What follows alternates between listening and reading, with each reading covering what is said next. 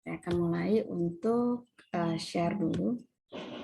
Nah, karena home office branch relationship ini, ya akuntansi untuk kantor pusat dan kantor cabang ya, jadi home office branch accounting ini, itu ada 2 kali pertemuan ya. Jadi separuh kita akan bahas hari ini, nanti sisanya baru minggu depan ya. Nah, ini pemahaman di hari ini adalah apa sih kantor pusat, apa sih kantor cabang. Nanti kalian mengenal ada namanya agen juga ya. Bagaimana akuntansinya mereka masing-masing ya. Tapi saya belum masuk ke apa? Special cases ya, kasus yang spesial ya. Hubungan antara yang kantor pusat dan cabang ini itu nanti minggu depan ya. Oke. Kita lihat dulu untuk slide-nya. Jadi kalau suatu perusahaan ya tentunya menginginkan makin lama makin besar, makin berkembang. Nah, suatu perusahaan itu dia bisa makin berkembang, makin luas kalau penjualannya tuh makin tinggi, gitu kan? Karena kan dari penjualan yang besar itu tentunya dia akan mendapatkan penghasilan ataupun revenue yang makin tinggi, ya. Otomatis mungkin labanya juga akan makin tinggi, dampaknya mereka mempunyai dana lebih untuk bisa mengembangkan usahanya. Nah, cara untuk bisa meningkatkan revenue ya dia memperluas area penjualannya, pemasarannya, ya banyak cara ya bagi perusahaan untuk bisa memperluas atau meningkatkan revenue-nya ya. Selain dengan promosi, kemudian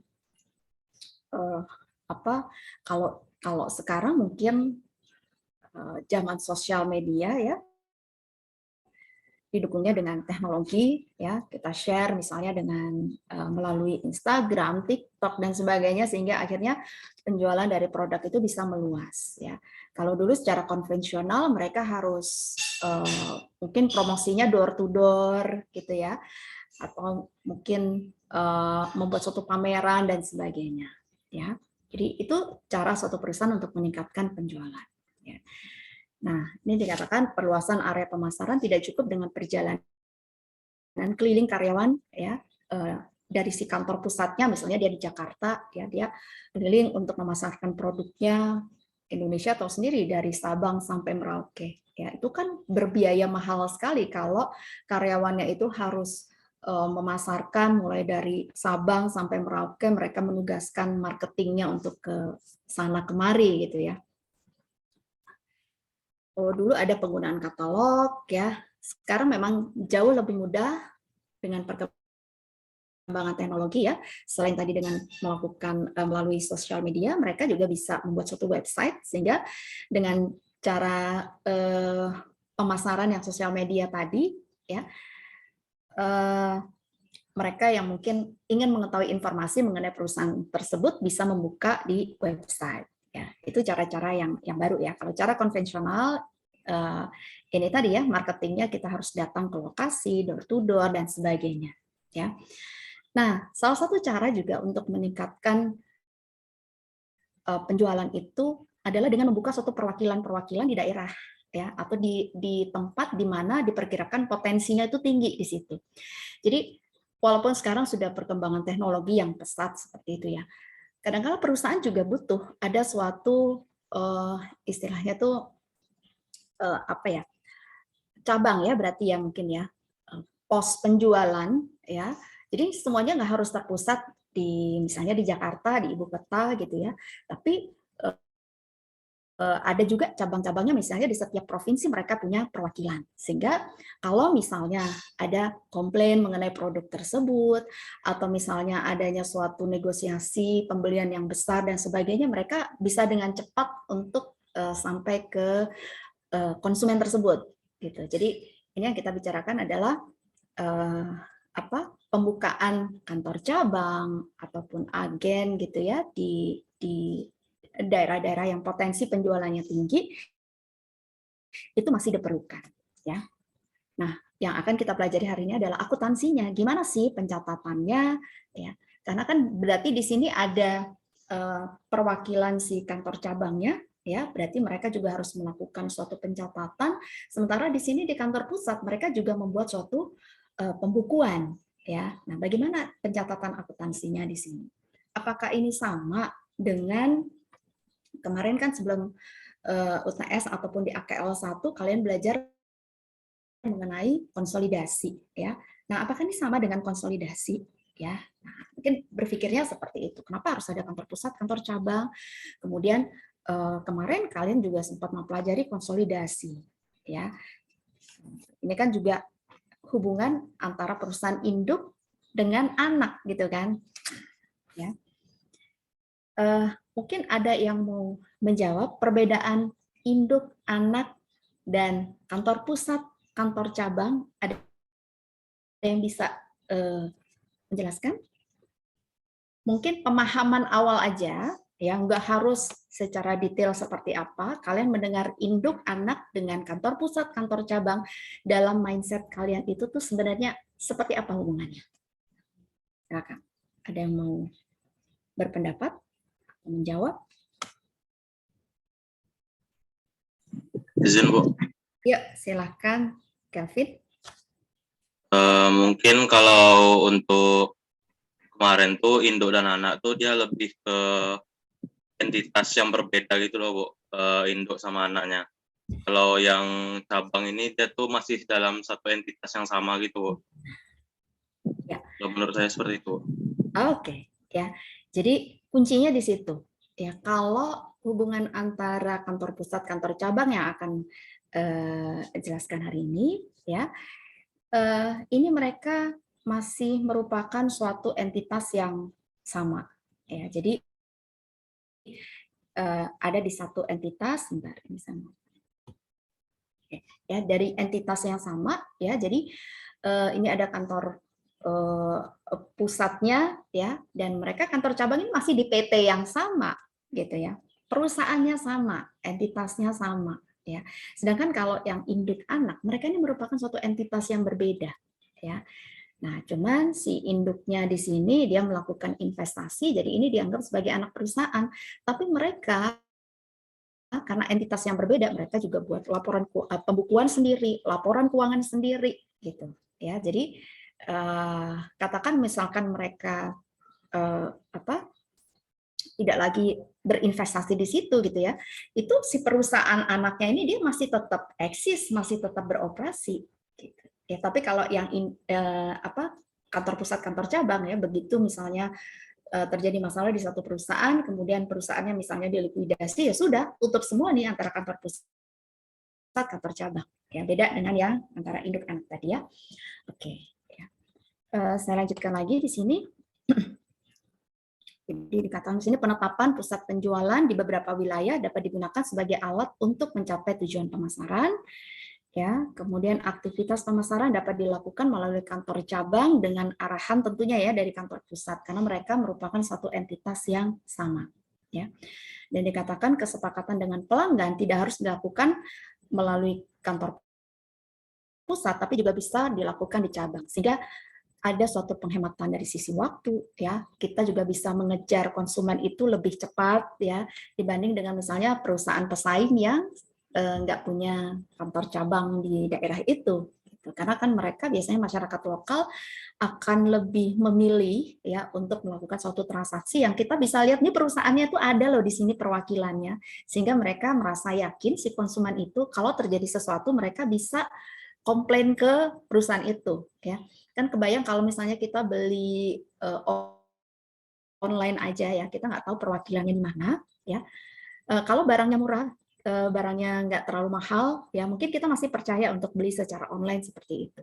Tapi kalau udah masuk kita beli barang elektronik, ya harganya mahal, kita nggak bisa percaya begitu aja dengan pemasaran secara online. Kita sebagai konsumen dia harus lihat, perwakilannya di mana, nanti kalau ada kerusakan service centernya di mana, kan gitu ya. Jadi bagaimanapun pembukaan adanya kantor cabang di daerah-daerah itu masih diperlukan, ya. Walaupun mungkin tidak sebanyak dulu pada waktu belum ada pemasaran secara online, ya. Oke. Nah, ada kantor cabang, ada agen. Ini apa bedanya? dikatakan di sini dijelaskan bahwa agen itu adalah unit yang menerima pesanan barang dan beroperasi di bawah pengawasan langsung kantor pusat. Ya. Jadi agen itu dia tugasnya dia semacam perwakilan aja. Perwakilan ya. Jadi kalau ada konsumen mau pesan barang ya melalui agen itu dan dia diawasi langsung dari si kantor pusat. Ya, biasanya agen di sini dia tidak melakukan suatu pembukuan. Ya. Nanti ada penjelasan lebih detail lagi terkait dengan agen dan kantor cabang ya. Ini masih yang secara garis besarnya dulu. Sedangkan kantor cabang di sini adalah unit yang menjual barang yang dikuasainya kepada pembeli dan memiliki wewenang untuk mengelola transaksi sebagai unit bisnis yang mandiri. Ya. Nah ini key-nya di sini kuncinya. Jadi dia punya wewenang mengelola transaksi, ya artinya berarti dia punya wewenang untuk misalnya melakukan penjualan secara langsung, ya kemudian nanti menerima penagihan, ya kalau agen itu mungkin kalau misalnya ada konsumen yang bayar dia langsung ke rekening kantor pusat gitu. Kalau kantor cabang dia masih merupakan suatu unit bisnis, ya dia unit bisnis yang akan dievaluasi kinerjanya juga oleh kantor pusat, ya. Nah, sekarang yang agen terlebih dahulu ya. Oke. Operasional agen ya.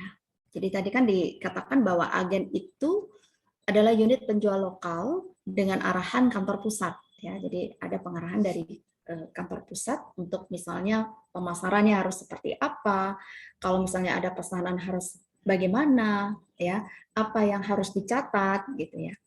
Nah, ada kunci penting di sini, agen itu dia tidak memiliki persediaan, kecuali sampel produk. Jadi dia nggak perlu gudang untuk menyimpan barang yang dikirim dari kantor pusat ke kantor agen tersebut ya, karena memang nggak pernah ada pengiriman ya untuk si agen. Jadi kalau nanti ada pesanan, maka itu akan dikirim langsung oleh kantor pusat ke konsumennya. Ya, jadi agen di sini tuh hanya memasarkan produk aja. Ya.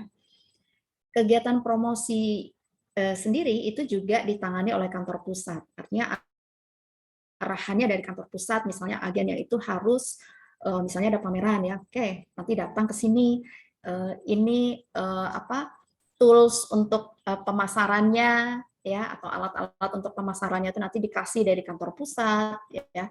Terus ya mereka tinggal menjalankan aja ya. Seringkali bahwa agen ini dia tidak hanya memasarkan produk dari perusahaan yang di kantor pusat tadi, tapi dia mungkin memasarkan ada beberapa produk ya dari beberapa perusahaan ya, karena memang dia merupakan suatu cabang langsung gitu. Jadi katakan misalkan gini ya, ada agen ini semacam kayak misalnya orang buka toko gitu ya, ada yang nitip ke dia untuk ikut dipromosikan ya. Nanti ada beberapa produk lain yang juga ikut dipromosikan di situ gitu. Ada berbagai merek gitu. Jadi dia tidak perlu untuk menyimpan persediaan ya. Nanti marketing tools-nya juga dari kantor pusat ya. Dan dia diberikan modal kerja untuk beban operasionalnya dia untuk melakukan pemasaran tersebut ya. Kemudian, nah, untuk modal kerja yang diberikan, biasanya pencatatannya dengan impress fund system, ya, atau sistem dana tetap, ya, sistem dana tetap, seperti kayak mungkin waktu kalian belajar mengenai petty cash, ya, kas kecil, ya, jadi dikasih suatu dana gitu. Nanti kalau pengeluaran-pengeluaran tinggal dari situ dananya, nanti pada waktu kasnya atau modal kerjanya itu mencapai suatu titik minimum, tinggal kita reimburse ke kantor pusat ya untuk penggantian dana tadi. Nanti kita lihat seperti apa ya pencatatannya. Sekaligus mungkin merefresh apa yang sudah dipelajarin waktu di intermediate kayaknya ya untuk yang petty cash gitu ya. Kemudian pesanan pembelian yang dilakukan agen akan dikirimkan ke kantor pusat untuk dimintakan persetujuan. Ya. Ini terutama kalau penjualannya secara kredit. Ya. Agen di sini hanya bertugas menerima pesanan yang melakukan evaluasi apakah konsumen itu bisa menerima penjualan secara kredit atau tidak. diperbolehkan untuk diberi kredit atau tidak, yang menentukan adalah kantor pusat. Ya. Jadi dia hanya ngumpulin data-datanya dan sebagainya, dikirim lagi ke kantor pusat seperti itu. Nah, nanti kalau sudah disetujui, maka kantor pusat akan mengirimkan pesanan itu langsung ke pelanggannya. Ya. Nah, ini untuk agen, ya. Di sini yang bertanggung jawab menyelenggarakan pembukuan adalah kantor pusat. Ya, jadi pembukuan untuk penjualan, kemudian untuk tagihannya, siapa yang akan menagih untuk faktur, penerbitan fakturnya dan sebagainya, ya. Pelunasan itu juga langsung di kantor pusat. Ya, jadi agen tadi kembali lagi hanya bertugas untuk memasarkan produk. Ya. Mungkin dia akan membuat suatu catatan, pencatatan di sini tentunya misalnya terkait dengan biaya-biaya operasional yang dia keluarkan, sama pesanan itu apa saja sih, ya dari mana saja, tanggal berapa, sejumlah berapa, mungkin itu yang dicatat oleh si agennya. Ya. Oke. Dan semua biaya operasi agen dipenuhi oleh kantor pusat. Ya. Oke, nah kita lihat di sini akuntansi untuk agen. Ya. Agen tidak menyelenggarakan pembukuan atau dia tidak membuat suatu akuntansi. Yang namanya akuntansi itu berarti dia ada tadi ya jurnal, itu nggak ada, buku besar juga nggak ada, apalagi pembuatan laporan keuangan. Ya, jadi yang tadi yang saya bilang dia hanya kalaupun dia membuat catatan ya ini semacam kayak ringkasan, dia penerimaan pengeluaran modal kerjanya sama tadi ya penjualan ke pelanggan mana, tanggal berapa, senilai berapa nilainya gitu ya. Hanya seperti itu pencatatannya ya. Dan nanti ringkasan pemakaian modal kerja akan dikirim ke kantor pusat, ada bukti-bukti ya yang harus dilampirkan dalam bentuk voucher karena ini sebagai dasar bagi kantor pusat untuk mengganti atau reimburse dana pemakaian modal kerja tadi. Ya. Jika manajer agen dibayar berdasarkan volume penjualan, maka catatan penjualan juga diserahkan ke kantor pusat. Nah ini kan agen ini pun juga harus dibayar ya. Nah ini macam-macam ya. Bisa mereka pembayarannya itu fix, artinya tiap bulan disepakati bahwa mereka akan menerima sejumlah uang. Bisa juga mereka dibayarnya berdasarkan volume penjualannya. Nah, seringkali yang volume ya, karena ini kan juga memacu agen tersebut untuk lebih meningkatkan penjualan. Ya, jadi kalau penjualan mereka dihitung ya, misalnya fee-nya setiap penjualan dia fee-nya berapa persen gitu misalnya. Ya. Nah, nanti kalau mencapai suatu penjualan tertentu dengan nominal tertentu, nah mereka mungkin akan dapat bonus. Nah, itu seringkali seperti itu ya untuk yang agen ya, karena memicu mereka untuk meningkatkan volume penjualan ya. Nah, ini contoh akuntansi untuk agen ya.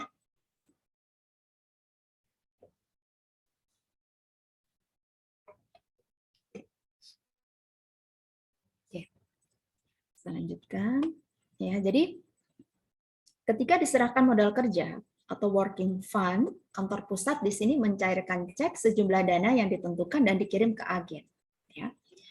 Jadi ini yang dibukukan oleh si kantor pusatnya, dia akan mencatat debitnya working fund atau modal kerja tadi ya untuk agen A ya. Kreditnya adalah cash ya, berarti ada dana keluar dari rekening kantor pusat ya. Ya, jadi contoh pada tanggal 3 Januari kantor pusat mencairkan cek sebesar 1.000 untuk modal kerja agen A. Ini jurnalnya. Ya. Nah, berarti bagi agen ini nggak ada ya catatan agennya. Oke, bagi agen jurnalnya ya dia akan mencatat debit cash, ya. Kreditnya adalah dia tidak melakukan pembukuan, sorry. Karena kan agen di sini hanya melakukan pencatatan aja ya. Jadi dia kayak mutasi gitu aja ya. Jadi dia hanya mencatat di pencatatannya itu tanggal 3 Januari ya, diterima uang kas dari kantor pusat 1.000 gitu aja. Jadi bukan jurnal ya. Maaf tadi ya. Lanjut lagi di sini. Nah, dari 1.000 ini tadi, ini kan akan dipakai modal kerja untuk membayar beban operasional. Ya. Jadi kalau misalnya mereka mau memasarkan, misalnya datang ke konsumen, mereka butuh biaya, ya, berarti ambil dari modal kerja ini tadi, ya. Atau misalnya mereka perlu untuk ngasih misalnya membuat suatu display, ya, mereka beli lemari, beli apalah dan sebagainya, ya, dari modal kerja itulah mereka akan mengeluarkan. Dan harus ada bukti, ya, bukti penggunaannya, ya. Nah, mereka mencatat nggak di sini? Kalau dari informasi yang ada di sini, berarti agen dia mencatat pengeluarannya itu untuk apa saja, ya. Jadi semacam mutasi penerimaan pengeluaran aja, ya. Nah, berarti kan makin lama di sini akan makin menipis modal kerja tadi, ya. Dan di akhir periode agen di sini akan lapor ke kantor pusat untuk mengajukan pengisian kembali modal kerja tersebut, atau istilahnya reimburse, ya, reimburse ke kantor pusat, ya. Ketika mengajukan pengisian kembali, ya, agen menyertakan bukti pengeluaran dan pembayaran atas penggunaan modal kerja. Contoh misalnya di sini tanggal 5 Maret 2019, agen mengajukan pertanggungjawaban pengisian kembali modal kerja yang sudah digunakan untuk membayar biaya operasional senilai $800, ya. Nah, kalau di agen, ya dia hanya mutasi itu aja, ya, pengeluarannya. Kantor pusat dia harus ganti kan di sini, ya, mengganti si 800 ini tadi. Maka pada waktu melakukan penggantian inilah kantor pusat membuat jurnal, ya. Dia akan mencatat expense-nya untuk apa saja, si agen A ini tadi kreditnya cash, ya. Jadi dengan adanya jurnal ini, maka di sini kan ini yang namanya sistem dana tetap, ya, atau impress fund system, ya. Kenapa impress fund system yang dikatakan dananya tetap? Karena kalau kita lihat working fund-nya dia akan tetap nilainya 1.000, ya kan? Working fund-nya ini dananya dia nggak berubah, dia tetap 1.000 karena kita nggak pernah mencatat working fund ini di sisi kredit untuk si kantor pusat, ya. Karena begitu ada pemakaian dia akan mencatat expense. Oke? Ya. Makanya namanya dana tetap, ya. Kemudian kantor pusat biasanya juga bisa mengirimkan aset non-kas ke agen sebagai barang sampel. Ya, misalnya dia perlu untuk ngasih sampel produk dan sebagainya. Ya, karena kan konsumen pasti akan ingin tahu seperti apa sih produk yang dijual gitu, ya. Nah, ini berupa persediaan, peralatan atau perlengkapan, ya. Contoh di sini pada tanggal 9 Maret kantor pusat mengirimkan persediaan senilai $200 kepada agen A untuk sampel. Ya. Maka kantor pusat akan menjurnal seperti ini: debit agency sampel, ya, kredit inventory. Karena persediaannya dia kan di kantor pusat berkurang, ya, tapi dia ubah menjadi aset lain yaitu sampel untuk si agen. Ya. Nah, agen tentu di sini karena di sini berupa sampel, ya, dia tentu nggak ada pencatatan, ya, paling notes aja bahwa pada tanggal sekian diterima dari si kantor pusat sampel barang apa saja, itu hanya notes aja, ya, tapi di penerimaan pengeluaran modal kerja dia nggak update di situ, ya. Paling notes aja yang dibuat oleh si kantor cabang, ya. Oke. Kantor pusat ini udah. Pesanan pembelian yang diperoleh agen akan dikirimkan ke kantor pusat, ya. Jadi begitu ada pesanan dari konsumen, di sini dikirim ke kantor pusat untuk minta persetujuan, ya.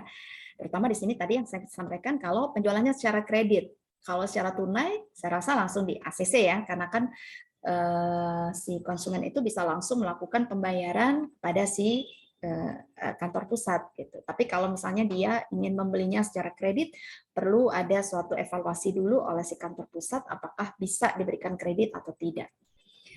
Nah, kantor pusat akan memenuhi pesanan dan mengirimkan barang ke pelanggan. Contohnya di sini tanggal 10 April, kantor pusat melakukan penjualan senilai $1.200, cost-nya $800 berdasarkan pesanan yang diperoleh dari agen A.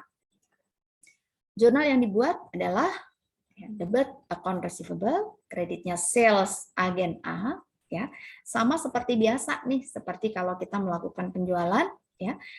Kemudian ini berarti dia pakai metode perpetual ya, debitnya cost of goods sold, kredit merchandise inventory. Ya, oke. Tapi selalu disebutkan di sini karena kan ini kita nanti harus melakukan evaluasi antar agen ya. Berarti jangan lupa salesnya harus kita sebutkan, ini salesnya agen A, cost of goods sold-nya agen A, ya, barang dagangan untuk si agen A, ya. Kalau piutang di sini kan disesuaikan berdasarkan nama konsumen ya. Tujuannya apa dibuat seperti ini ya, supaya nanti bisa kita evaluasi ya, bahwa nanti penjualan yang paling tinggi agen yang mana, yang paling giat agen yang mana. Dan ini juga sebagai dasar penetapan untuk pemberian fee. Karena kan kalau fee-nya berdasarkan dari volume penjualan, berarti nilai penjualan dari masing-masing agen harus diketahui ya. Kantor pusat bertanggung jawab menyelenggarakan pembukuan, penjualan, membuat tagihan, dan menerima pelunasan dari pelanggan. Jadi yang menerbitkan faktur tentu si kantor pusat ya. Jadi pada waktu ini tadi penjualannya 10 April, sebulan kemudian dibayar oleh konsumennya. Tanggal 10 Mei kantor pusat menerima pembayaran dari pelanggan atas penjualan tanggal 10 April. Yang membuat jurnal seperti ini. Debit cash, credit account receivable. Ini transaksi yang biasa ya.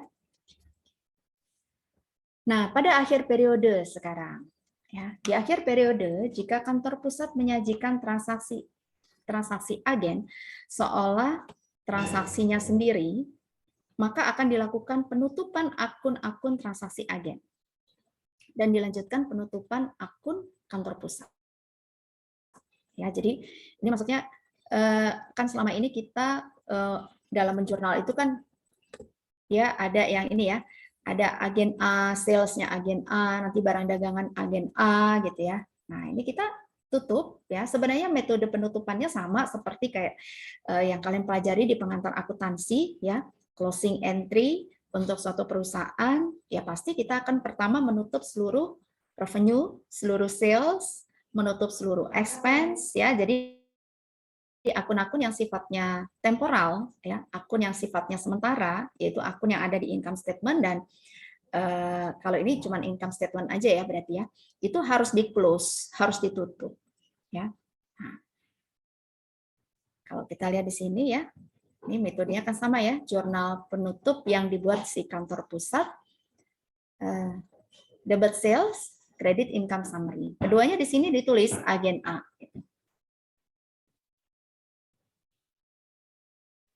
Kemudian yang kedua di sini menutup seluruh expense ya, kredit cost of goods sold, expense ya, debitnya income summary. Nah, ini kita pindahkan berarti ya selisih yang ada ke income summary di sisi debit. Ini tujuannya untuk menghitung sebenarnya berapa sih sebenarnya total laba yang diperoleh ya. Ini kan dikumpulin, ini kalau misalnya agennya lebih dari satu kan, ada agen A, agen B, dan juga ada penjualan dari kantor pusat, kita kumpulin di sini ya, ketemulah nanti income summary untuk seluruh perusahaan tersebut, seluruh entitas tersebut ya. Kalau ini kan expense-nya untuk kantor pusat, kalau ini terkait mencatat laba ya, ini pencatatan laba ya, debit income summary, credit return earnings ya, berarti menambah laba ditahan di kantor pusat ya, seperti itu ya. Prinsipnya sama seperti waktu yang dipelajari di pengantar akuntansi ya. Pada akhir periode, jika diperlukan, kantor pusat melakukan penyesuaian terhadap beberapa transaksi agen, misalnya hasil stok opnam, terhadap barang sampel ataupun update working fund-nya ya, modal kerjanya. Contoh misalnya barang sampel yang dikirim pada tanggal 9 Maret itu kan $200 ya. Pada akhir periode masih ada barang sampel tadi yang belum habis terpakai. Ini kan misalnya barang sampelnya kan nanti ada yang akan diberikan kepada konsumen gitu ya. Jadi di akhir periode akan dilakukan yang sisa berapa sih barang sampelnya ya. Kalau kita lihat di sini pada akhir periode yang belum terpakai adalah $150. Maka ada $50 yang terpakai. ya untuk sampel kepada konsumen. Nah, di sinilah berarti kantor pusat akan mencatat expense-nya, mengakui bahwa beban tadi itu sebagai beban iklan, ya. Jadi advertising expense kredit adalah agensi sampel. Jadi kita reklasifikasi, ya, kita klasifikasikan kembali yang tadinya kita catat sebagai agensi sampel di sini. Nah, ini ya, debat agensi sampel. Nah, yang sudah terpakai berarti masuk sebagai beban iklan. Ya, jadi dicatat di sini advertising expense, kreditnya agensi sampel. Oke. Ada pertanyaankah untuk akuntansi agen? Bertanya, Bu. Silakan. Terkait dengan sistem impres yang di agen tadi itu kan membatasi nilai yang diberikan ke agen pada suatu periode gitu ya, Bu. Terkait hal itu berarti apakah memungkinkan untuk suatu agen itu dia mengeluarkan pengeluaran yang di atas nilai itu gitu, Bu. Jadi apakah harus gitu misalnya. Iya, Bu. Oke. Ya. Oke, makasih Nafiana ya. Jadi gini, agen ini kan semacam kayak udah di-pack gitu ya, udah dipatok bahwa ini loh modal kerja yang saya berikan, ya. Nah, tentunya berarti setiap ada pencairan dana ini tadi, penggunaan modal kerja pasti harus seizin dari kantor pusat kan. Artinya mereka juga akan diinfokan penggunaannya itu untuk apa saja. Mereka juga nggak bisa sembarangan mengeluarkan dana tersebut karena kan mereka hanya bukan cabang sebenarnya ya, perwakilan di sini itu nggak ada suatu keterikatan mereka dalam satu entitas. Mereka bisa aja yang namanya agen ini perorangan gitu yang cuman oke deh nanti ini ada bantu untuk memasarkan di daerah ini ya gitu. Jadi bukan suatu entitas gitu loh. Jadi kalaupun mereka mengeluarkan suatu dana yang besar, tentu harus seizin kantor pusat. Dan kalau seperti itu biasanya langsung nih kalau yang umumnya reimburse itu dilakukan di akhir bulan, bisa jadi karena memang butuh untuk mengeluarkan suatu dana yang besar, berarti reimburse itu tidak perlu dilakukan di akhir bulan. Ya, pada waktu pengeluaran besar ini tadi, ya itu baru langsung kita laporkan ke kantor pusat. Nanti kantor pusat yang langsung akan melakukan penggantian. Ya, seperti itu ya. Mungkin gitu. Baik, Bu, terima kasih, Bu. Ya, jadi seperti itu biasanya ya.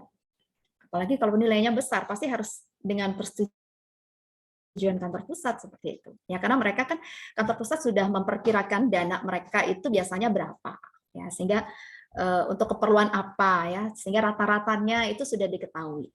Ya. Oke. Ada pertanyaan lain lagi untuk yang akuntansi agen ini?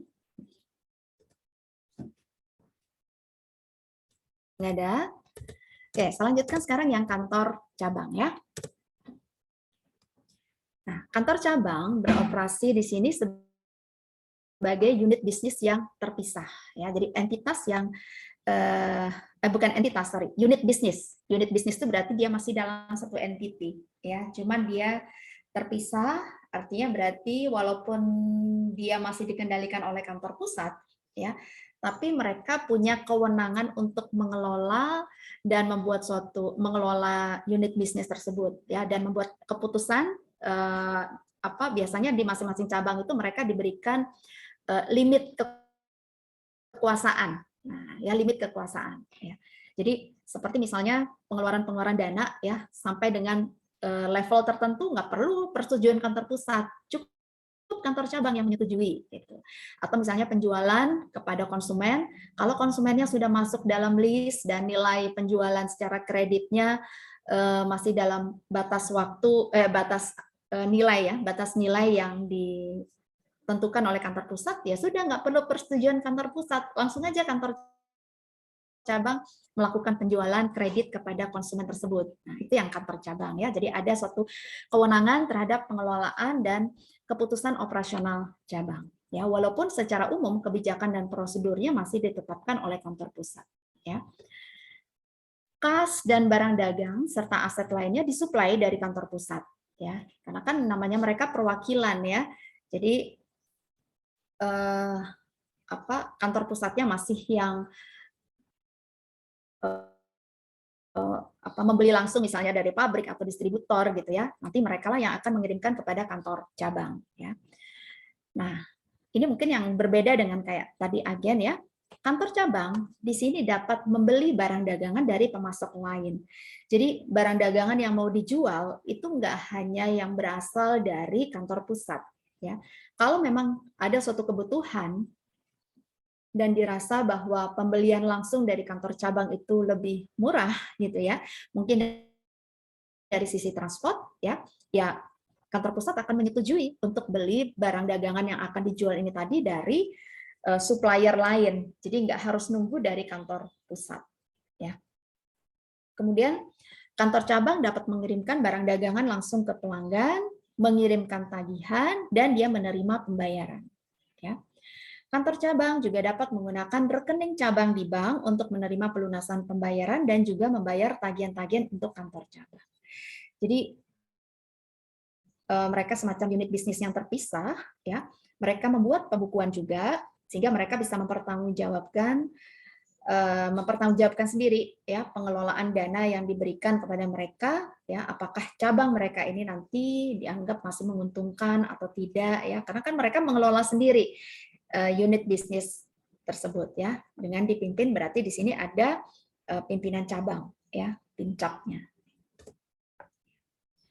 Dalam kasus tertentu kantor pusat yang memiliki kewenangan dalam menerima pelunasan dari pelanggan atau cabang diharuskan menyetor hasil penjualan ke rekening kantor pusat ya,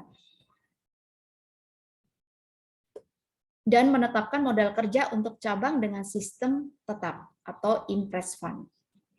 Jadi ini nanti tergantung ya, karena kan pencatatan di kantor cabang itu ada 3 macam ya. Kalau untuk yang nanti yang pertama itu seperti kayak agen. Nah ini dia berarti pencatatan cabangnya itu juga mirip seperti agen. Jadi makanya di sini ada modal kerja yang diberikan ya, dan pencatatannya seperti agen tadi dengan menggunakan impress fund ya. Kantor pusat atau home office dan cabang atau branch di sini merupakan suatu entitas yang secara akuntansi itu terpisah ya, artinya bukan entitas badan hukumnya yang terpisah ya, tapi di sini secara akuntansinya, karena masing-masing mereka bisa menyelenggarakan pembukuan atas transaksi yang dilakukan dan mereka juga menyusun laporan keuangan masing-masing ya. Tapi laporan keuangan yang disusun di sini oleh cabang itu untuk tujuan internal. Jadi bukan untuk dipublikasikan gitu ya keluar, tapi ini hanya untuk tujuan internal, untuk evaluasi pimpinan di kantor pusat ya, bagaimana mereka mengevaluasi kinerja dari cabang ya. Nah, laporan keuangan yang dipublikasikan ke pihak eksternal ini gabungan dari laporan keuangan kantor pusat dan kantor cabang, karena mereka di sini pelaporannya masih menjadi satu entitas ya. Secara hukum kantor pusat dan cabang merupakan entitas tunggal, meskipun keduanya menyelenggarakan pembukuan yang terpisah. Kondisi ini yang membedakan antara struktur kantor pusat, cabang dengan perusahaan induk anak ya. Tadi mungkin yang sudah dijelaskan oleh Calvin juga ya. Jadi kalau induk anak ini berarti dia merupakan suatu entitas yang secara hukum juga terpisah, nama PT-nya terpisah gitu ya. Oke. Berikutnya sistem akuntansi kantor cabang. Nah, ini tadi yang saya bilang ya, bisa ada 3 macam ya sistem akuntansinya. Yang pertama, pembukuan itu hanya dilakukan di kantor pusat saja. Ya. Jadi mirip dengan agen ya kalau seperti ini. Jadi yang melakukan pembukuan hanya kantor pusat. Transaksi di cabang ini semua akan dibukukan di kantor pusat ya. Jadi yang namanya pembukuan berarti jurnalnya di kantor pusat, buku besar di kantor pusat, neraca saldo semuanya tuh ada di kantor pusat. Terus cabang gimana? Ya dia setiap ada transaksi ya dia kumpulkan bukti-buktinya, dia hanya catat penerimaannya berapa, pengeluarannya berapa ya, termasuk dokumen-dokumen itu yang dia simpan nanti kemudian dikirim kepada kantor pusat untuk dibuatkan pembukuan. Ya. Oke. Kemudian ada juga pembukuan pada kantor pusat dan cabang ya. Cabang membukukan dan mencatat semua transaksinya,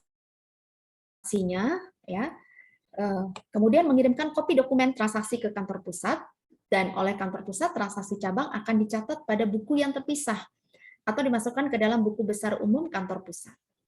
Ya, jadi kantor cabang punya catatan, nanti dikirimkan kepada kantor pusat pun juga gitu ya, dia melakukan suatu pembukuan juga, ya walaupun dia pisahin nih, ini transaksinya cabang A, cabang B, cabang C gitu ya. Nah, ada juga yang ketiga, pembukuan pada kantor cabang. Jadi sistem akuntansi cabang memang diselenggarakan di cabang, ya. Baik itu dalam jurnalnya, buku besarnya, sampai laporan keuangannya semua disusun di kantor cabang. Ya, kemudian dikirim ke kantor pusat, itu sudah ending ya, sudah jadi laporan ya, dan kemudian nanti kantor pusat menggabungkan laporan keuangan cabang tersebut dengan laporan keuangannya. Ya. Laporan keuangan yang diajukan oleh cabang akan diperiksa oleh pemeriksa internal perusahaan. Nah, nanti pembahasan kita berikutnya itu kita menggunakan yang ketiga ya. Jadi kantor cabang di sini melakukan pembukuan, membuat jurnal, masuk ke buku besar gitu ya, dia sampai menjadi laporan keuangan. Jadi ada laporan keuangan yang disusun cabang dan ada yang nanti disampaikan ke pusat menjadi laporan keuangan gabungan. Ya. Kalau yang kedua ini dia hanya membuat semacam kayak pencatatan gitu ya. Pencatatan, mutasi, dan ada dokumen-dokumennya. Kalau yang pembukuan di kantor pusat saja ini kan dia cuma ngumpulin bukti-bukti gitu aja ya, sama membuat suatu memo. Ya. Nah ini kita lihat transaksi antara kantor pusat dan kantor cabang. Ini kalau yang kemarin waktu kita belajar di AKL 1 ya, ini kan semacam kayak transaksi resiprokal ya. Jadi ada transaksi nanti antara induk dengan anak waktu itu ya. Kalau ini kan transaksi antara kantor pusat dan kantor cabang. Jadi saling terkait. Katakan kantor pusat ngirim barang ke kantor cabang. Berarti pusat itu akan mengurangkan persediaannya. Nanti kantor cabang mengakui bahwa dia menerima barang dari si kantor pusat. Ya, jadi sebenarnya mirip dengan apa yang sudah pernah kalian pelajari waktu di AKL 1 ya, cuma di sini pemahamannya bahwa mereka ini merupakan satu entitas gitu aja ya. Nah, transaksi yang terjadi dengan pihak luar baik di kantor pusat maupun kantor cabang akan dicatat sesuai dengan prosedur akuntansi yang biasa. Jadi misalnya dilakukan pembelian ke supplier lokal misalnya oleh kantor cabang ya. Nah, ini mereka akan mencatat ya seperti kayak kita melakukan pembelian biasa gitu. Seperti di pengantar akuntansi, kita melakukan pembelian ya, kalau secara kredit, ya berarti inventory, kredit, account payable, nah seperti itu. Ya, nggak ada yang istilah kantor pusat, kantor cabang, nggak ada kata-kata seperti itu. Jadi seperti yang prosedur akuntansi biasa. Hal yang beda dalam akuntansi cabang adalah cara mencatat transaksi antara kantor pusat dan kantor cabang. Kantor pusat di sini akan menggunakan akun branch atau investment in branch untuk mencatat semua pengeluarannya ke kantor cabang. Ya, baik itu berupa kas, barang, dan jasa. Dan akun ini setara dengan aset, investasi aset, di mana saldo normalnya debit. Ya. Sedangkan cabang, dia menggunakan akun home office.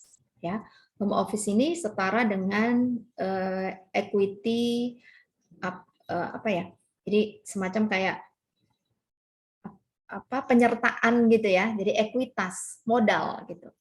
Digunakan untuk mencatat kas, barang, dan jasa yang diterima dari kantor pusat. Ya. Saldo normalnya di kredit. Ya. Nah, akun home office dan branch, ini tadi kan sifatnya resiprokal. Ya, karena ini transaksi yang terjadi dalam suatu entitas. Ya. Yang harusnya saldonya sama. Ya, jadi kalau branch-nya total saldonya 10 juta, maka home office-nya juga harusnya sama 10 juta. Setiap transaksi antara kantor pusat dan cabang akan dicatat pada kedua akun tersebut. Dan transaksi masing-masing, kantor pusat dan cabang akan dicatat pada masing-masing dan tidak akan mempengaruhi kedua akun tersebut. Ya, jadi misalnya tadi yang cabang dia melakukan pembelian sendiri, persediaan berasal dari kantor pusat, yaitu berarti dicatat secara terpisah. Nanti di akhir periode pada waktu dia membuat suatu pelaporan keuangan, dia akan bedakan ada inventory yang berasal dari kantor pusat, ada inventory yang memang dibeli dari si kantor dari supplier lokal misalnya. Ya.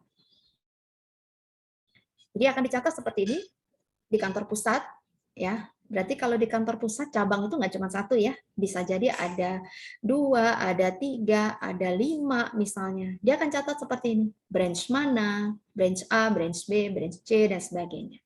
Ya. Kalau ada penyerahan aset ke cabang, maka akan dicatat investment in branch atau branch gitu aja. Ya. Tapi kalau kita menerima aset dari cabang, misalnya nih cabang kirim uang, nah berarti dia akan mencatat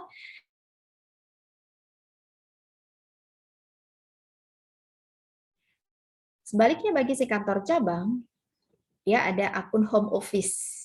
Ya, ini berarti cuma satu ya kalau di cabang karena kan home office biasanya satu gitu. Ya. Kalau dia menerima aset dari home office, dia akan catat di sisi kredit.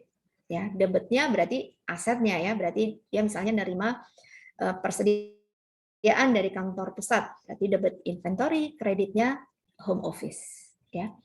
Kalau dia misalnya mau membayar kepada kantor pusat, ngirim uang ya, jadi setelah 1 bulan berjalan, ya diterima sejumlah uang, kemudian diserahkan kepada kantor pusat, maka dia akan mencatat debit home office, kreditnya cash ya. Jadi ininya saldonya di sisi debit.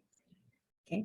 Dan ini nanti akunnya harus selalu sama nilainya ya. Jadi penyerahan aset ke branch harus sama nilainya dengan penerimaan aset dari home office yang dicatat di kantor cabang ya. Begitu juga dengan pada waktu kantor cabang menyerahkan aset ke home office, dia harus sama dengan nilai penerimaan aset dari branch di kantor pusat ya. Nah, kita langsung contoh untuk transaksi-transaksinya ya. Yang pertama misalnya ada suatu transfer antara kantor pusat dengan cabang. Ya. Setiap pengiriman aset berupa kas, barang, dan jasa dari kantor pusat ke cabang akan menaikkan nilai investasi kantor pusat ke cabang. Ya. Demikian juga kantor cabang akan menaikkan nilai modal kantor pusat yang ditanamkan di kantor cabang, sehingga akun home office-nya dikredit. Ya. Hal ini sebaliknya kalau kantor cabang mengirimkan aset ke kantor pusat. Kita lihat contohnya, kantor pusat mengirimkan kas ke cabang nomor 1, nilainya 1.000. Ya, kasih modal kerja gitu ya, ngasih uang. Cabang nomor 1 dia menerima cash 1.000 dari kantor pusat. Nah ini akan dicatat. Bagi home office, berarti dia catat branch number 1, kredit cash. Di cabang, dia akan catat cash, kredit home office. 1.000. Nah, ini kan kita bisa lihat nilainya ini sama nih, ini akun resiprokal. Ya. Yang nanti kalau kita mau membuat pelaporan ya, penggabungan pelaporan yaitu nanti yang akan dieliminasi ya. Oke. Saya lanjutkan lagi. Cabang nomor 1 menyetorkan kas $500 ke kantor pusat. Ya. Ini berarti pada waktu di akhir bulan sudah diterima sejumlah uang, cabang sekarang balikin duitnya ke kantor pusat gitu ya. Nah, ini berarti kan dicatat home office credit cash, bagi kantor pusat dicatat cash pada branch. Ini sama. Yes. Oke, kita lihat pengiriman barang sekarang. Gimana kalau ada pengiriman barang dari kantor pusat ke cabang ya? Ketika kantor pusat mengirimkan barang dagangan ke cabang, kantor pusat akan mendebit akun branch dan mengkredit akun shipment to branch. Ya. Jadi barang dagangan ini, ya akunnya dia ini dicatatnya shipment to branch. Ya. Oke, jadi bukan ini sebenarnya kayak inventory yang keluar dari kantor pusat gitu ya. Oke, cuma di sini disebutnya dia shipment to branch. Bagi kantor cabang, dia akan catat di sini shipment from home office. Ya, shipment from home office. Kreditnya nanti home office. Ya. Nanti pada akhir periode, saldo akun shipment to branch akan dikurangkan terhadap saldo barang yang tersedia untuk dijual. Ya, jadi di akhir periode, ya, ini kan berarti inventory kan yang keluar, ya. Barang yang tersedia untuk dijual, dia berarti nanti akan dikurangkan dengan shipment to branch, atau berarti pengurangnya inventory-nya tadi yang sudah kita keluarkan dari kantor pusat untuk mengetahui saldo akhirnya nanti berapa. Pada akhir periode, cabang akan menambahkan barang dagangan yang diterima dari kantor pusat dan barang yang mungkin dibeli dari pemasok lain dengan persediaan awal untuk menentukan barang yang tersedia untuk dijual. Ya. Contoh di sini misalnya kantor pusat mengirimkan barang senilai $120 ke cabang nomor 1. Cabang nomor 1 menerima barang dari kantor pusat senilai 120. Ini asumsinya pengiriman barang dari kantor pusat dan kantor cabang, ya, ini masih belum diambil suatu keuntungan. Jadi harga yang dicatat kantor pusat dan cabang sama. Nanti minggu depan kita akan pelajari bagaimana kalau ada markup dari kantor pusat ke cabang, ya, karena itu biasa juga terjadi. Jadi kantor pusat mengakui bahwa dia mengambil keuntungan dari penjualan ke cabang, ya. Oke, ini yang masih harganya sama. Jadi debit branch, credit shipment to branch, ya. Ini di cabang dia akan catat shipment from home office, credit home office. Ya. Kemudian pengiriman barang dagang, oh ini lanjutannya ya. Dalam pembahasan akuntansi pusat dan cabang diasumsikan keduanya menerapkan sistem periodik. Ya. Jadi periodical system di sini itu tujuannya supaya mudah untuk membedakan mana sih barang yang memang dia memang benar inventory, ya. Jadi kalau untuk perpecol kan ongkos angkut, adanya retur, adanya diskon, semuanya itu kan masuk ke akun inventory. Nah, ini kita bedakan, makanya kita menggunakan sistem periodik, ya. Jadi untuk supaya kita bisa mengetahui biaya transport untuk pembelian dan pengiriman barang dagangan itu akunnya terpisah, ya, pakai akun freight in, ya. Biaya transportasi pengiriman barang dagangan ke cabang itu akan dibebankan kepada cabang. Ya, jika biaya transport dibayar oleh kantor pusat, maka akan menaikkan nilai investasi kantor pusat ke cabang, dan sebaliknya akan menaikkan nilai home office pada catatan cabang. Ya. Contoh misalnya kantor pusat, dia mengirim barang dagangan 120 ke cabang 1 dengan biaya pengiriman sebesar $10 yang dibayar oleh kantor pusat. Ya. Jadi kantor pusat akan mencatat barang yang dikirim ke cabang 1, branch 1, itu terdiri dari inventory, makanya dia catat shipment to branch 120, dan ada freight, ongkos angkut, ya. Maka dia mengeluarkan kreditnya cash, nilainya 10. Bagi kantor cabang, dia catat yang inventory-nya tadi itu shipment from home office 120 dan ada freight in 10. Kredit home office 130.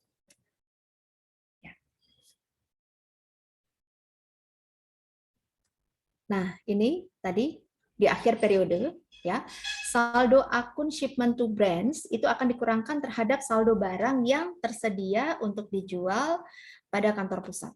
Ya, sedangkan kantor cabang, shipment from home office itu akan ditambahkan pada barang yang dibeli dari supplier lain kalau ada, ya, dan persediaan awal untuk menentukan barang yang tersedia untuk dijual.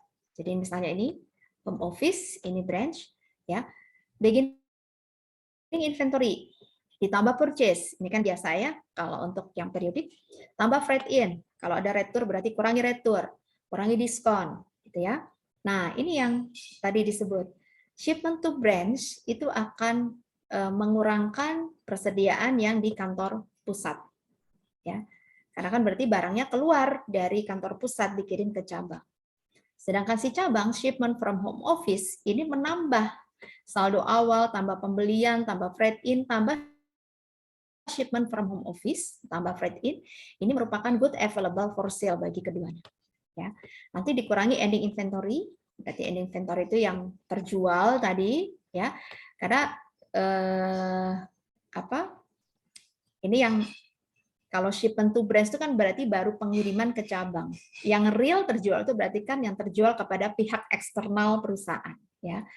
Jadi dikurangi dengan ending inventory, persediaan yang memang sisa di gudang, ya, baik itu mungkin gudang pusat ataupun gudang kantor cabang, ya, berarti yang selisihnya ini merupakan cost of goods sold, harga pokok barang yang terjual, ya. Oke, sampai di sini ada yang mau ditanyakan sebelum lanjut lagi? Belum? Oke, lanjut lagi ya. Cabang membayar biaya operasional. Karena cabang di sini merupakan suatu entitas yang secara akuntansi dia bisa melakukan pembukuan tersendiri, ya. Jadi ada biaya-biaya operasional yang akan dijurnal oleh si kantor cabang. Ya, contoh misalnya di sini si cabang dia membayar beban gaji karyawannya, beban sewa, ada beban lain-lain misalnya, ya. Oke, ini akan dijurnal seperti ini. Debit salary, credit rent expense, credit miscellaneous expense, kredit debit ya, debit seluruh expense, kreditnya cash. Ya. Jadi ini seolah kita melakukan pengeluaran seperti biasa ya, debit expense, credit cash. Oke, berikutnya cabang membebankan biaya operasional ke kantor pusat. Kalau ini tadi adalah biaya yang memang terjadi di kantor cabang dan memang menjadi biayanya cabang. Tapi ada juga biaya-biaya ini yang menjadi tanggungan kantor pusat. Jadi kantor pusatlah yang harus membayar, menanggungnya. Jadi dia secara evaluasi itu dia tidak masuk ke bebannya si cabang, ya. Oke, jika kita lihat di sini, jika beban operasional yang menjadi tanggungan cabang dibayar oleh kantor pusat, nah ini berarti dibayar oleh kantor pusat seperti misalnya pajak, iklan, asuransi, ya, maka pembayaran beban ini akan dilakukan oleh kantor pusat. Ya. Tapi beban dicatat oleh kantor cabang. Tapi pengeluaran kas-nya nanti si kantor pusat yang akan mencatat untuk pengeluaran kasnya. Ya. Dia dicatat di cabang itu hanya untuk pengalihan ke kantor pusat.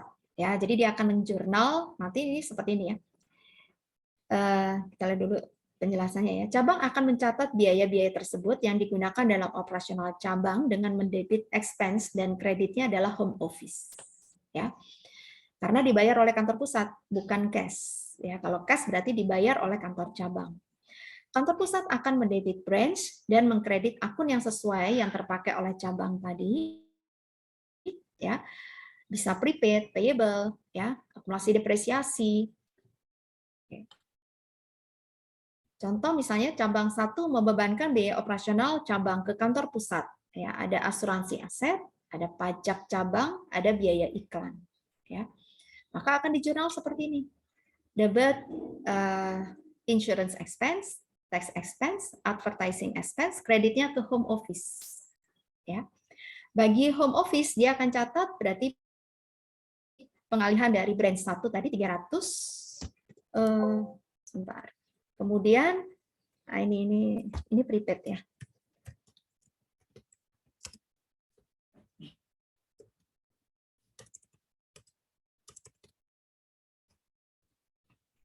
Oke. Ya. Jadi bagi home office ini akan dicatat sebagai prepaid insurance. Ya. Kenapa prepaid insurance? Karena kan memang asuransinya itu kalau asuransi biasanya kan dibayar di awal untuk periode setahun misalnya. Ya. Jadi kita nggak bisa bebankan seluruhnya ini nanti sebagai expense. Ya.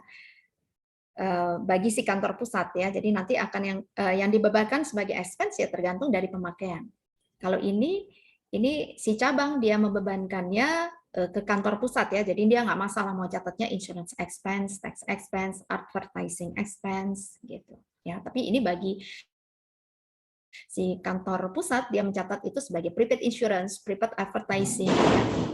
Oke, kemudian mungkin ada tax payable ya, berarti ada hutang apa namanya tuh?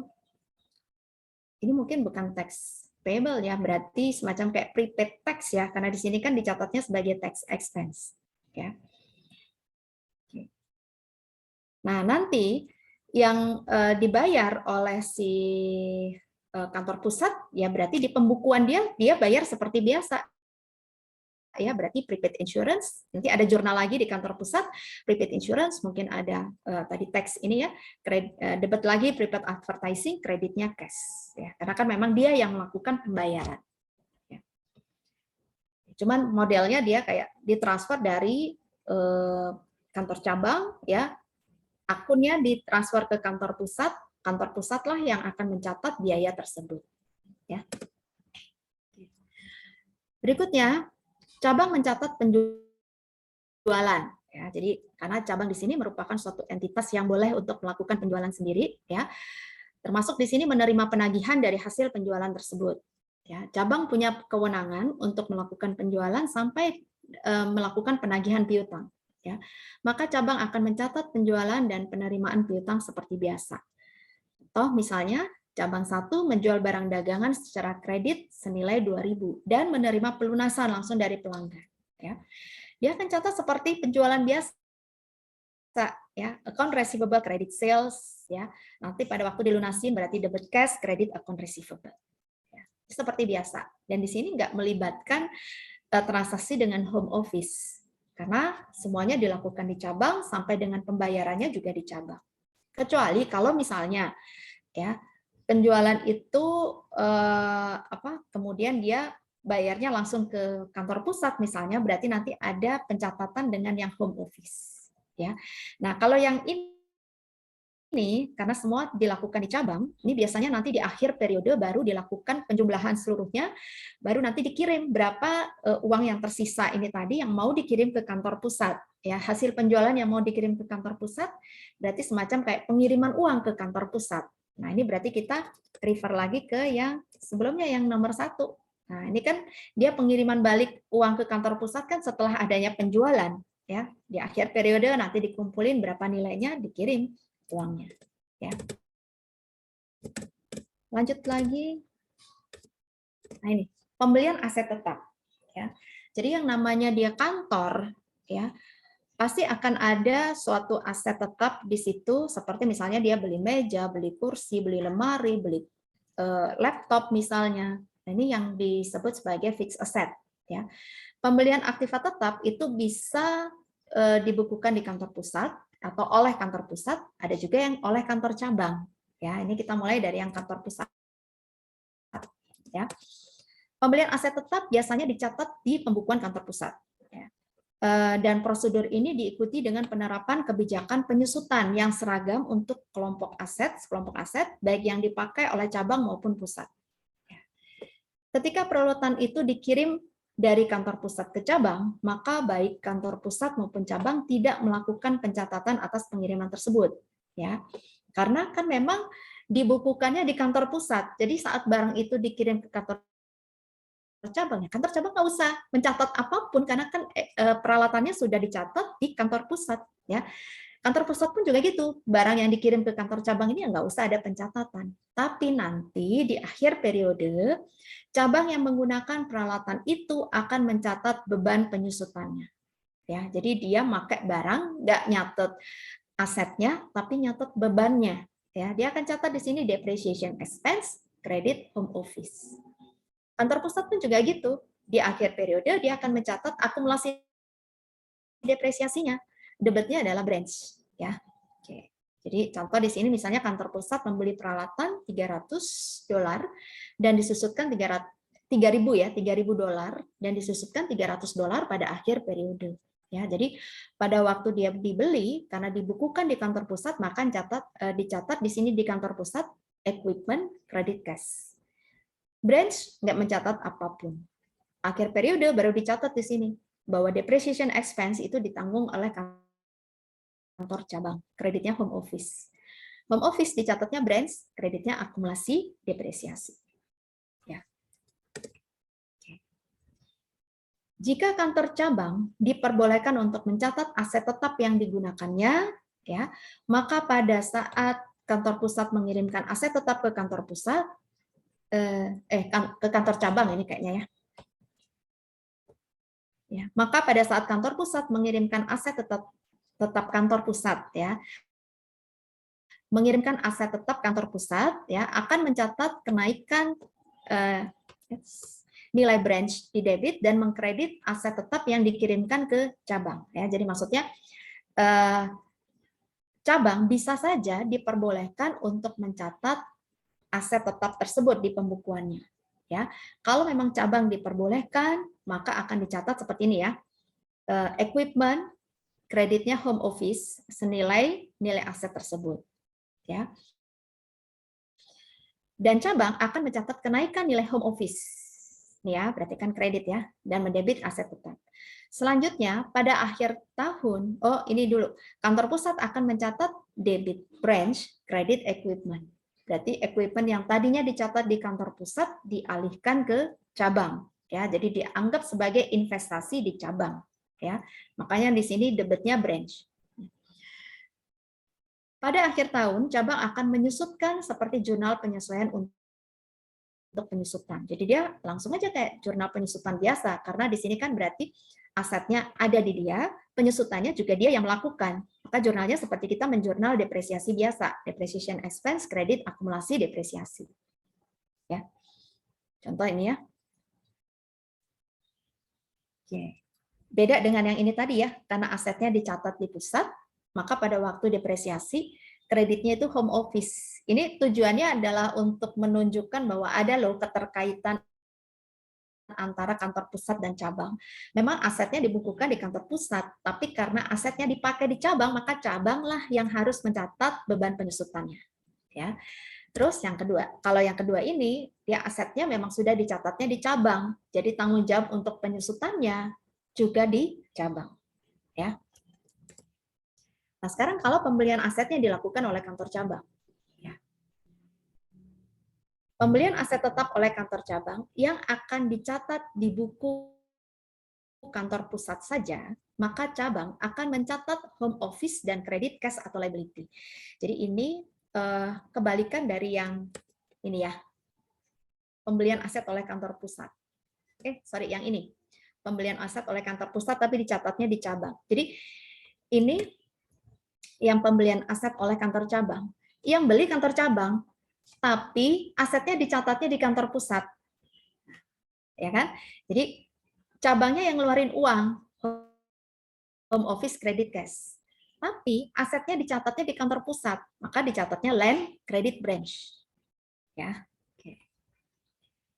Jika kantor cabang diperbolehkan untuk membeli dan mencatat aset tetap, maka ini seperti kayak kita mencatat untuk transaksi yang biasa ya. Kalau suatu perusahaan dia melakukan pembelian aset dengan dana dia sendiri, ya, maka dia akan catat debit land credit cash.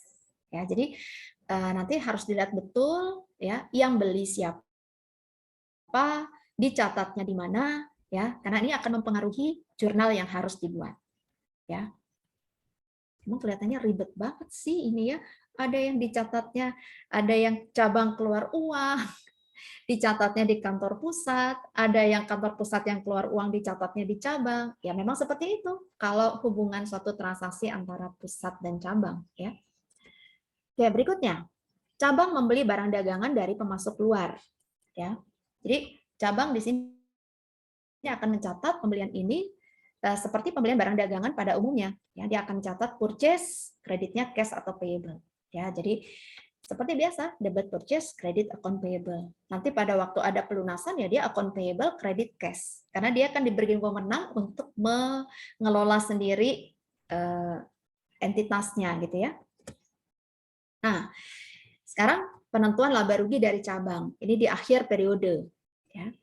Ketika cabang melaporkan laba periode berjalan, kantor pusat akan mendebit akun branch ya dan mengkredit akun branch income. Contoh misalnya cabang melaporkan dia punya net income sebesar $300. Pada akhir periode, cabang akan menutup semua akun-akun seperti lazimnya pada siklus akuntansi.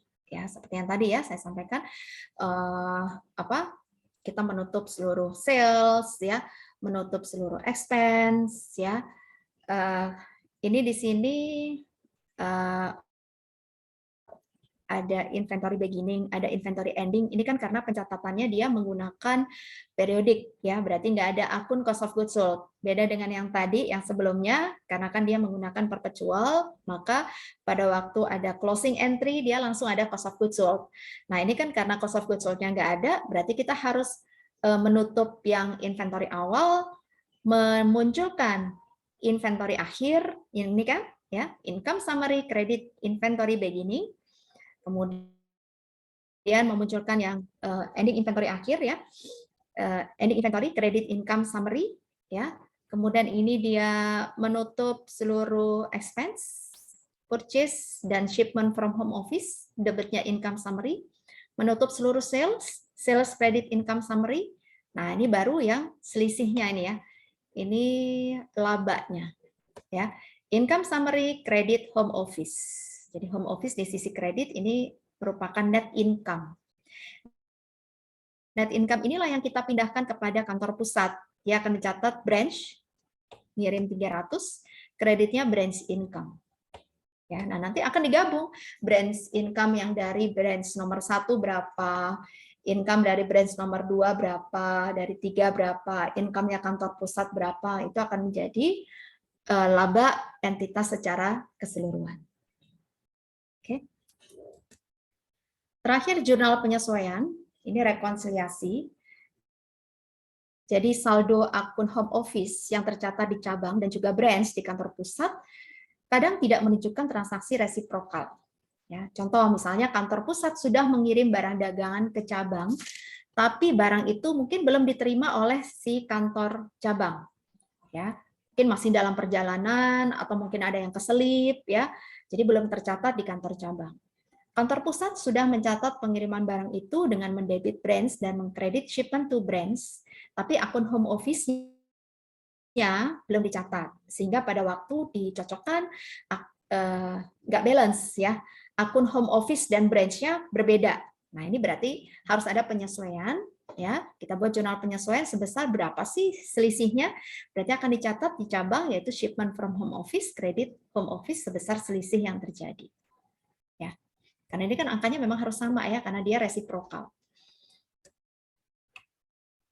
Oke, jurnal penyesuaian yang lain. Kantor, ini contoh, ya. Kantor pusat sudah mengirimkan barang dagangan 3.000, tapi ternyata belum sampai di cabang, ya, sehingga perlu dilakukan penyesuaian seperti ini. Shipment from home office, credit home office 3.000.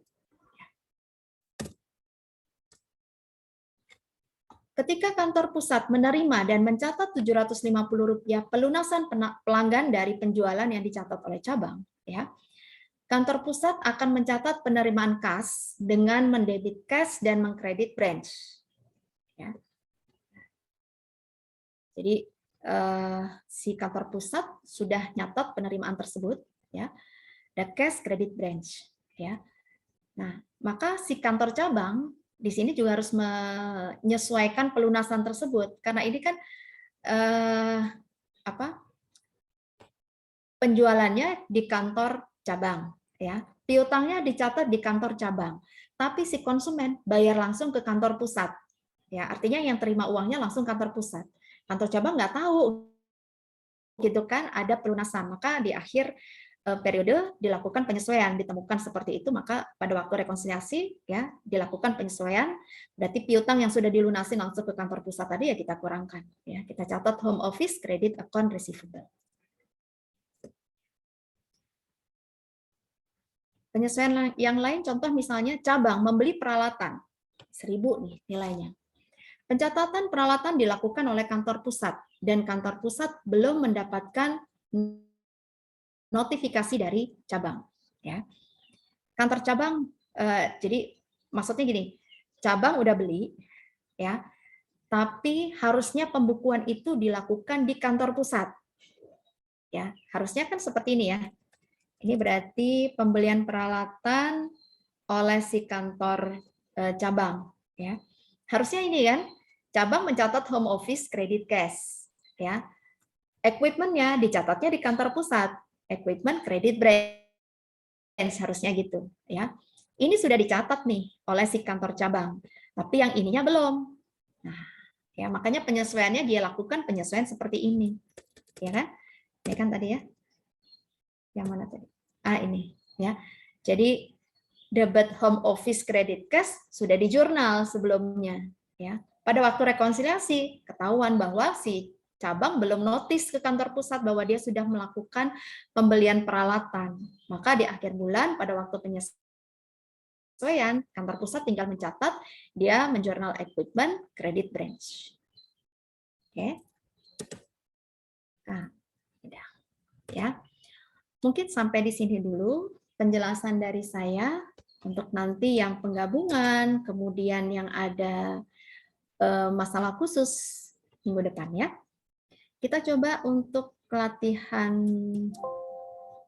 soal ya. Sebenarnya sih transaksi-transaksi yang tadi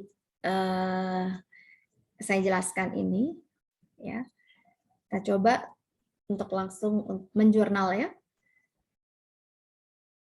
Kelihatan nggak ini? Ini coba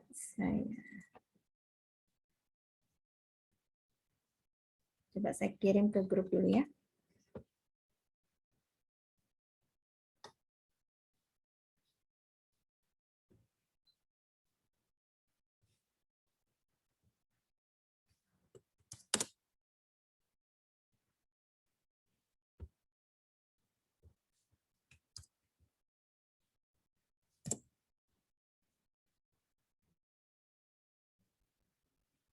Oke, saya udah kirim ke grup ya. Nah ini dari transaksi ini ya, kita coba membuat jurnal dari transaksi selama bulan Oktober di home office gimana, di cabang bagaimana. Ya, mungkin dibaca dulu sebentar, nanti mungkin gantian siapa yang mau menjawab ya. Sambil saya absen terlebih dahulu ya.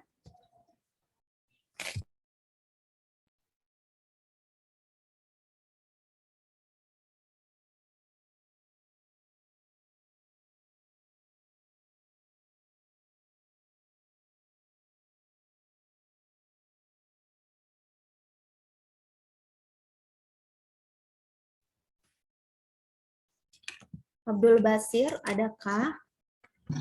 Hadir, Bu. Oke. Andika Ahmad? Hadir, Bu. Oke. Aridia? Hadir, Bu. Ya. Bobi Rizky? Hadir, Bu. Bobi ada. Christina Happy? Hadir, Bu. Oke. Dinda? Hadir, Bu. Dinda ada. Dio? Hadir, Bu. Hadir. Grace? Grace? Hadir, Bu. Nggak ada ya. Hernan? Hadir, Bu. Ada ya. Husnul Aulia? Hadir, Bu. Oke. Kelvin? Tadi ada ya, Kelvin. Crescencia? Hadir, Bu. Oke. Luna Gracia? Hadir, Bu. Oke. Lutfia? Hadir, Bu. Ya, ada. Maudi Viga? Hadir, Bu. Ya, ada. Muhammad Sahda? Hadir, Bu. Oke. Muhammad Fadlan? Hadir, Bu. Muhammad Naufal? Naufal? Hadir, Bu. Oke. Naufal Hasto? Hadir, Bu. Oke. Nelly? Hadir, Bu. Oke. Noviana? Tadi ada Hadir. ya, udah nanya tadi. Priyaka? Hadir, Bu. Priyaka? Hadir, Bu. Oh iya, cium suaranya Priyaka. Rina? Hadir, Bu. Oke. Rizky Fatur? Hadir, Bu. Oke. Rufai? Hadir, Bu. Oke. Satria? Hadir, Bu. Oke. Silvi? Hadir, Bu. Ya. Fikarlo? Hadir, Bu. Ada sama Yogi David. Hadir, Bu. Ya. Oke. Apa? Oke. Yap. Nah, ini ada berbagai transaksi nih ya. Kita coba ya.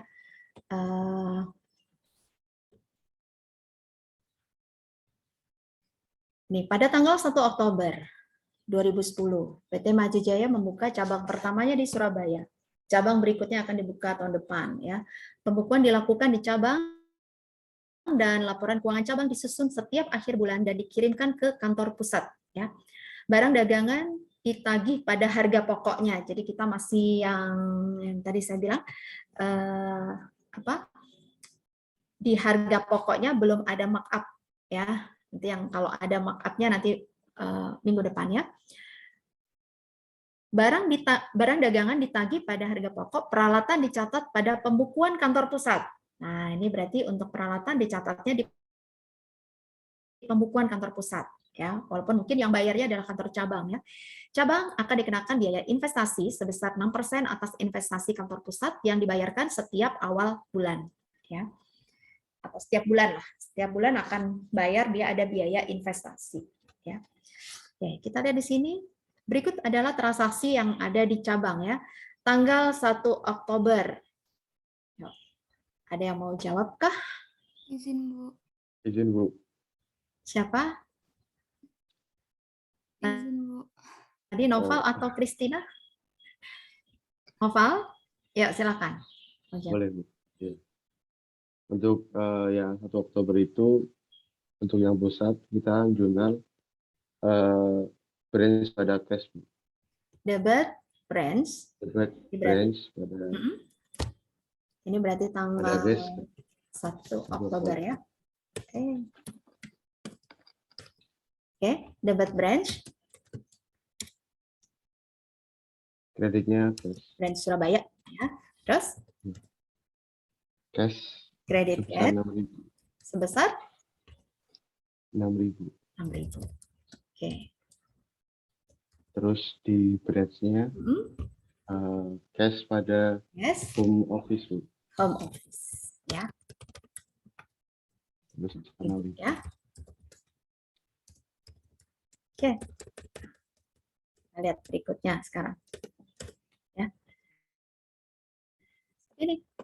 Ya, berarti kan di sini ada keterkaitan antara kantor pusat dengan si kantor cabang ya, bahwa si kantor pusat mengakui bahwa dia mengeluarkan uang ke kantor pusat ya. Uang itu tidak keluar dari entitasnya. Uang itu hanya pindah dari rekeningnya kantor pusat ke kantor cabang ya. Maka dia akan mencatat debitnya adalah branch. Karena ini dicatatnya sebagai investasi gitu, sebagai aset ya. Branch juga nyatetnya kan dia berarti uang kasnya nambah ya, kredit home office. Sekarang tanggal 5, siapa mau menjawab? Izin, Bu. Christina, ya silakan Chris. Di home office-nya itu branch pada shipment to home office. Shipment to branch. Oke. Tanggal 5 Oktober ya, gini dulu ya. Menerima barang dagangan dari kantor pusat ya. Berarti si home office nyatetnya tadi debitnya Branch pada shipment to branch. Oke. Branch ya. Branch Surabaya gitu ya. Kreditnya shipment to branch. Oke. Terus 12.000 ya. Bagi si branch? Untuk branch-nya itu shipment from home office pada home office senilai 12.000. Kreditnya? Home office. Home office ya. Senilai 12.000. Oke. Lanjut sekarang. Ya. Jadi ini kan ada barang yang dikirim ya. Jadi ini tadi nanti barang dagangan yang dikirim dari home office itu akan menambah nilai persediaan di cabang ya. Oke, sekarang 10 Oktober. Izin, Bu. Izin, Bu. Siapa? Bareng. Rina sama Nelly. Oke. Nelly tanggal 10, Rina tanggal 15 ya. Oke, Bu, yang tanggal 10 kan membeli peralatan kantor seharga 3.000 tunai. Peralatan ini akan dicatat di buku kantor pusat. Berarti jurnalnya equipment pada branch untuk yang di home office, Equipment. pada branch Surabaya. Kalau yang di branch itu home office pada cash, Bu. Senilai 3.000. Home office. Kreditnya apa tadi? Cash. Oke. Karena yang beli si cabang gitu kan, dia keluar 3.000 tunai ya. Sementara equipment-nya sendiri dikatakan di sini dicatatnya di kantor pusat ya. Di home office-nya dicatat equipment tersebut ya. Seperti ini berarti ya. Lanjut tadi Rina ya berarti 15 Oktober. Yuk, silakan. Untuk 15 Oktober menjual kredit barang dagang seharga 6.500.000 itu berarti account receivable terhadap sales-nya bukan, Bu? Di mana branch. dicatatnya? Di home office atau di branch? Di branch-nya, Bu. Di branch-nya. Iya. Jadi kita lihat di sini ya. Berarti kalau kita tadi kan disampaikan bahwa branch atau cabang ini dia punya wewenang untuk melakukan penjualan, penagihan gitu ya. Jadi pada waktu ada penjualan ya dia mencatatnya seperti penjualan seperti biasa, account receivable ya, karena secara kredit ya. Kreditnya sales pakai sales branch atau sales aja coba Ina? Sales aja, Bu. Sales aja ya. Kecuali kalau dia penjualannya dilakukan di kantor pusat baru akan nyatat salesnya ini sales yang mana, karena kan dia perlu menilai kinerja masing-masing cabang ya. Oke, sales revenue gitu ya. Oke, terus berapa ini? 6.500, Bu. Perlu mencatat adanya cost of goods sold?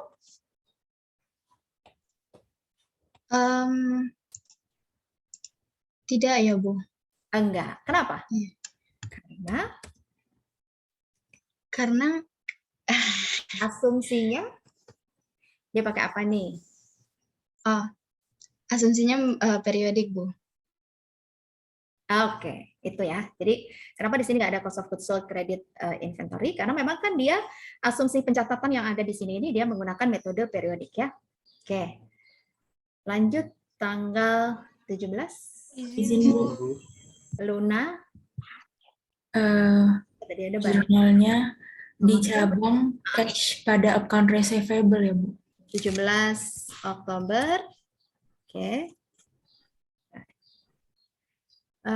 Menerima pelunasan piutang sebesar 3.500. Nah, gampang ini. Berarti gimana, Lun? Cash pada account receivable di cabang, Bu. Account receivable. Sebesar 3.500. Oke, 3.500 ya, sesuai dengan penerimaannya ya. Oke, lanjut lagi tanggal 20 tadi. Izin, Bu. Izin, Bu. Abdul Basir. Silvi dulu, nanti terus Abdul Basir yang berikutnya ya. Baik, Bu. Coba Untuk Silvi yang berarti yang tanggal 20 ya? Tanggal 20 itu jurnalnya di kantor cabangnya. Oke, kantor cabang. Itu berarti salaries expense, Oke. terus rent expense, Rent. Terus sama miscellaneous expense. miscellaneous atau other aja ya, saya lebih senang pakai other. Ribet nulis miscellaneous-nya itu. Berarti gimana? Salarisnya sebesar 400, rentnya 200, beban lain-lain 150 pada cash. Kredit cash berapa? 750. Ya, penjumlahannya ini ya. Oke, tadi Abdul Basir, silakan berikutnya. Iya, Bu. Nyetor Yang uang tanggal di 20. kantor pusat. Nah, ini Iya. tanggal 22 ya. Yang di home, ya, menyetorkan uang ke kantor pusat sebesar 2.000, itu yang kantor pusat mencatat cash pada branch Cash pada sebesar branch sebesar 2.000, Brand Surabaya yang disetor 2.000 ya. Oke. yang di kantor cabang home Ah. office pada cash Oke. Home office sebesar 2.000 pada cash. ada cash ya. Jadi dia sebenarnya runtutannya sini dulu, branch dulu ya. Jadi branch kan mengirim ya, berarti dari branch itu nyatat home office kredit cash. Nah, si kantor pusat ya nyatat menerima kas kredit branch Surabaya tadi. Oke. Tanggal 28 Izin Bu, Bobby, ya silakan Bob. untuk yang yang kiri nih, berarti branch ya Bu? Ini kan mencatat beban tidak langsung. Nah, berarti apa? Untuk Dari yang sisi mana dulu? Branch dari dulu, home dulu. home dulu. Ya. Nah, Yang dari home beban tidak langsung yang telah dibayar oleh kantor pusat. Oke. itu branch SBY.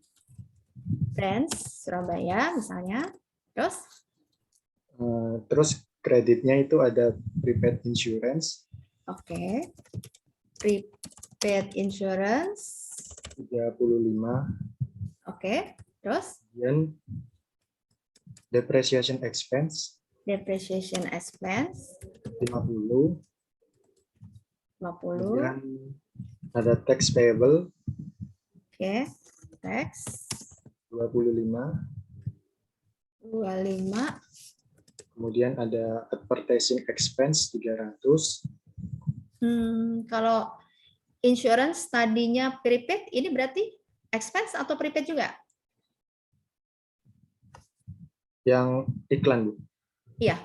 Ini kan insurance, nyatatnya sebagai prepaid insurance. Kalau gitu iklan, advertising, dia expense atau prepaid advertising?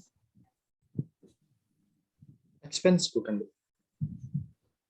Atau prepaid? Advertising Bu. Prepaid. Ya, iklannya asumsinya dia berarti sama ya, seperti yang asuransi tadi, dia dibayar untuk satu periode waktu tertentu. Ya, makanya oleh kantor pusat dia akan mencatat sebagai prepaid insurance. Yang dicatat di cabang ya sebenarnya pemakaiannya ya. Maka dicatatnya expense-nya di cabang.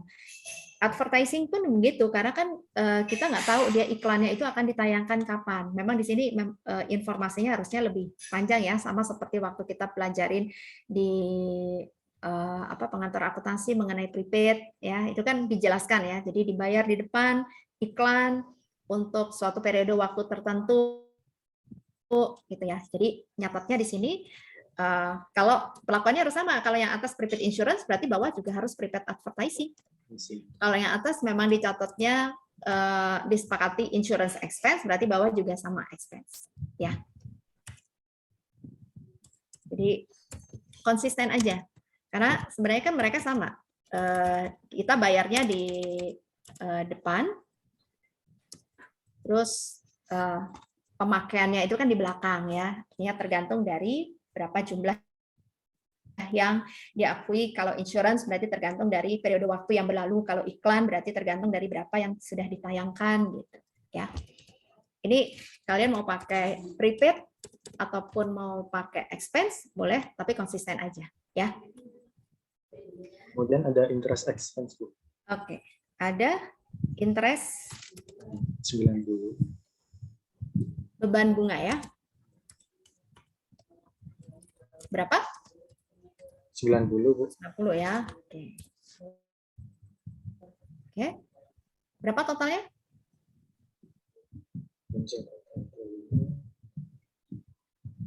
500 Bu branch-nya. 500 pas ya. Ya. Terus di sisi branch branch-nya? Dari sisi branch-nya debitnya itu insurance prepaid insurance. Kemudian depreciation expense tax expense, kemudian juga prepaid advertising. Oke. Sama interest Interest expense. ya. Tapi ini interest expense-nya kantor pusat ya. Karena kan di sini atas investasi kantor pusat ya. Jadi sebenarnya ini tanggungan beban kantor pusat yang dibayar oleh cabang gitu kan. Yang dialihkan ke cabang gitu. Dia dibayarnya di kantor pusat tapi kemudian dia dianggap sebagai bebannya cabang. Ya. Interest expense home office.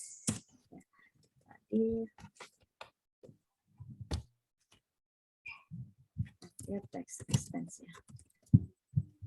Oke, nilainya?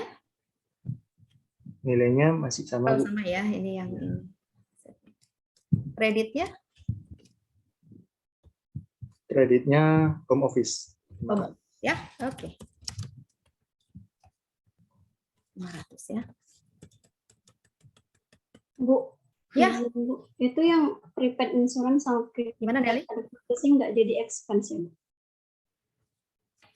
Yang prepaid. Itu dia, iya ini di sini, karena kan gini ya, oh ya, ini jadi bebannya yang di kantor pusat ya, jadi dia kan dibayar oleh kantor pusat kan ya, sorry. Pencatat beban tidak langsung yang telah dibayar oleh kantor pusat. Jadi di sini sebelum ada jurnal ini, itu si kantor pusat udah nyatet prepaid insurance, depreciation expense, tax payable gitu ya, credit cash. Nah, karena kemudian dia alihkan ke cabang, maka dia akan menjurnal debit branch kredit yang akun-akun ini. Ya, benar Nel, ini di sini berarti karena sudah dicatat sebagai beban di periode itu, berarti dia akan catat insurance expense, depreciation expense, ini pun juga gitu ya, advertising expense.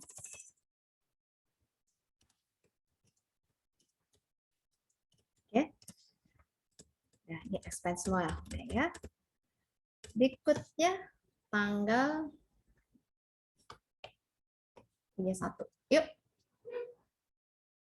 Tanggal 31 yang pertama.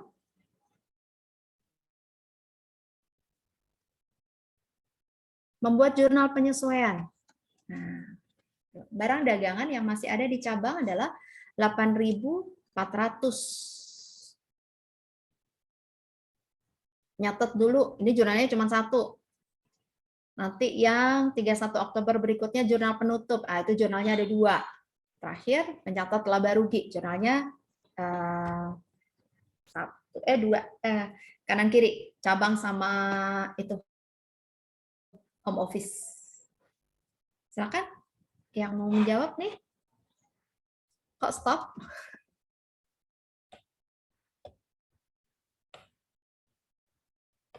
Silakan yuk. Izin Bu, coba lagi. Oh ya udah. Itu aja Bu. Silvi Temen lagi. dulu aja Bu. Oke. Siapa yang mau jawab tadi? Silvi atau siapa?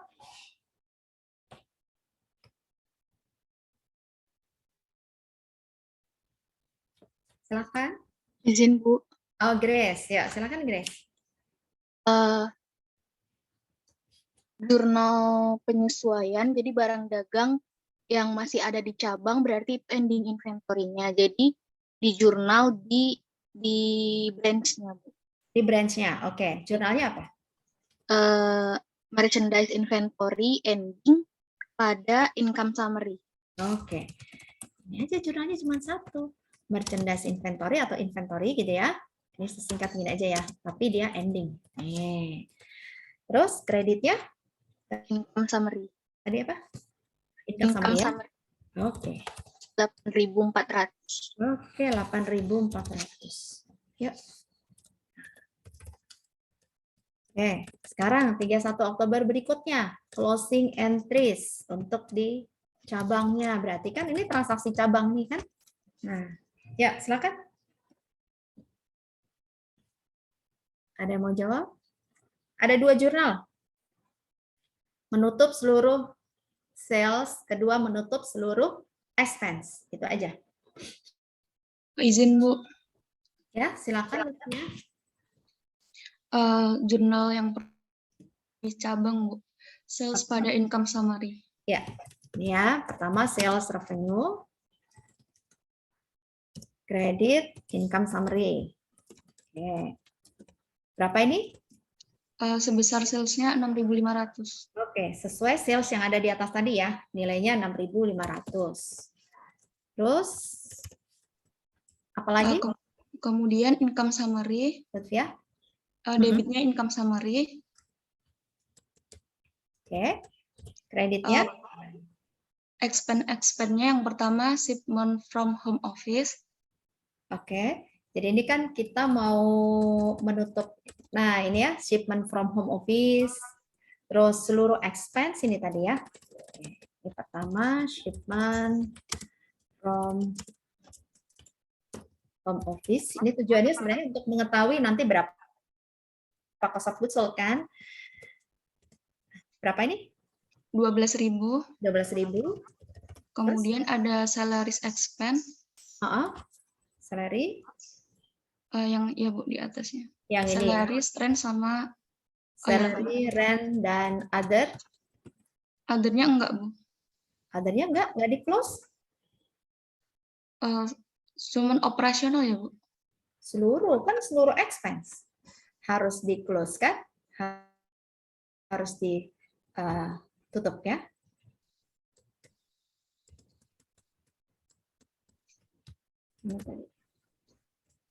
Kan kita menutup tuh seluruh penjualan, seluruh beban. Oke, berapa angkanya ini tadi? 400. Kemudian rent-nya ada 200. Other-nya 150. Oke. Terus apa lagi? Kemudian ada insurance expense sama depreciation, Bu. Oke, ini aja. Sama tax advertising sama interest. Oke, ini semua gitu ya. Karena kan seluruh expense. Ya. Terus ini angkanya ya, ini saya pindahin. Jadi berapa income summary-nya?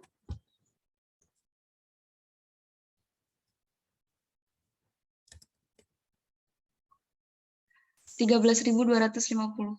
13.000. Coba lihat ya.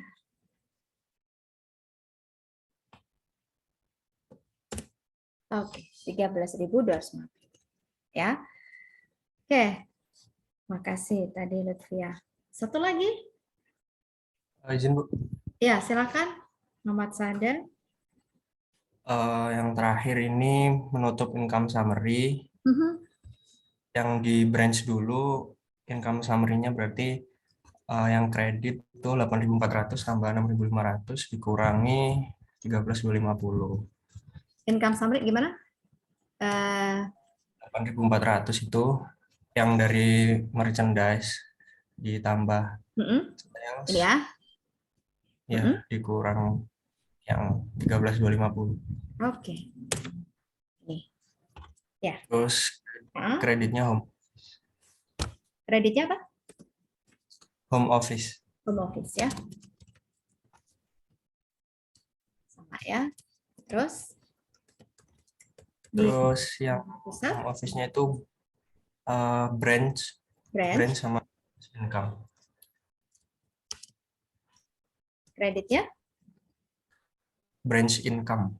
Oke. Branch income. Jumlahnya sama. Sama jumlahnya. Nah, ini kan yang namanya branch cabangnya kalau banyak kan dia pasti akan kumpulkan ya, dan ini nanti akan digabung, dia yang ini akan di close menjadi income summary-nya nanti ya. Jadi ini sebenarnya ada tambahan satu, ini kan berarti branch Surabaya income gitu ya. Ini mungkin supaya membedakan kan, kalau dia cabangnya jumlahnya banyak, berarti nanti dia juga akan membuat untuk yang cabang-cabang lainnya kreditnya apa di sini? Income summary ya. Jadi ini kebetulan cuma satu, jadi nggak kelihatan ya. Kalau dia misalnya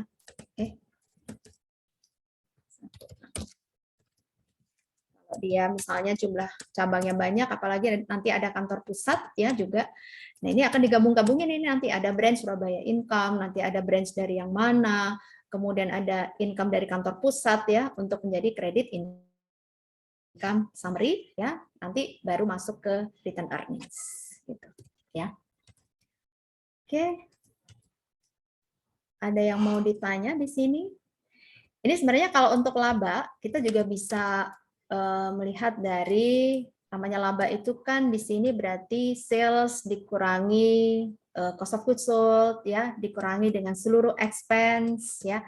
Ini kita bisa lihat bahwa salesnya 6.500 kurangi dengan COGS-nya. COGS-nya itu kan berarti tadi kan ini ya, shipment from home office. Kemudian ditambah ada ini saldo awalnya yang kita eliminasi itu nggak ada ya, kita nggak ada saldo awal. Kalau ada saldo awal di sini akan muncul. Kemudian dikurangi dengan yang dia kebetulan nggak ada purchase, nggak ada pembelian. Kalau ada purchase berarti harus tambahkan purchase untuk pembelian lokal, dikurangi dengan persediaan akhir. Nah, ini kurangin ini ya. Terus berarti kan ketemu gross profit ya. Kita kurangi dengan seluruh beban-beban nih. Di seluruh beban-beban nanti pengurangnya sama aja, hasilnya akan ketemu juga 1.650 ya. Karena apa? Yang namanya laba itu sebenarnya untuk dalam pencatatan ini ya sama aja dengan kita menutup yang ada di income statement ya, membuat suatu laporan laba rugi. Nah, ini karena kan nggak dibuat laporan laba ruginya, kalaupun misalnya nanti dibuat hasilnya juga sama. Ini akan ketemu nanti labanya, net income-nya 1.650. Ya. Ada yang mau bertanya? Silakan. Ya, ada yang nanya nih. Oke, kalau nggak ada pertanyaan, mungkin di pertemuan pertama ini saya akhirin dulu, ya. Untuk nanti, ya untuk latihan ya, kalau kalian lihat di workbook, itu kebanyakan soal-soalnya yang dia sudah dengan laba dari kantor pusat ke kantor cabang ya, kebanyakan seperti itu. Nah, karena tadi kan saya belum sampai ke yang special cases seperti itu ya, mungkin yang bisa kalian kerjakan sebagai latihan itu di workbook soal nomor 8 ya. Soal nomor 8 itu coba bisa kalian kerjakan untuk ya latihan ya. Saya rasa nggak usah dikumpulkan ya, karena itu hanya untuk latihan aja ya. Dari soal-soal yang ada sekian banyak soal di situ, kalau saya cek yang bisa dikerjakan yang tanpa adanya apa namanya itu, keuntungan dari si kantor pusat kantor cabang, itu soal nomor 8. Kalau yang lainnya dia selalu rata-rata ada ini nih namanya itu markup ya. Ada markup-nya dari kantor pusat 10%, 20% ya. Nanti itu akan kita kerjakan nanti minggu depan. Ya. Oke, kalau nggak ada pertanyaan, coba dinyalakan dulu kameranya. Saya mau screenshot. Tadi Calvin sama Rina ini ya.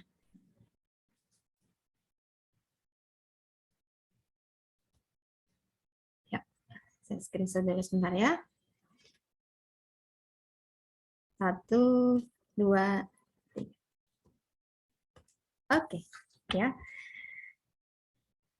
Saya akhirin dulu mungkin pertemuan hari ini ya. Nanti untuk topik yang bisa kalian pilih untuk video, pembuatan videonya untuk kelompok ya, saya akan share di grup ya. Ada 6 topik. Nanti silakan aja kelompok kalian memilih yang mana. Pokoknya antar satu kelompok dengan kelompok lain usahakan memang nggak boleh sama ya, nggak boleh sama ya. Dan dikumpulkannya nanti di minggu ke-13 ya. Oke. Ya. Saya akhirin dulu ya pertemuan hari ini. Sampai ketemu lagi ya minggu depan. Selamat pagi semuanya.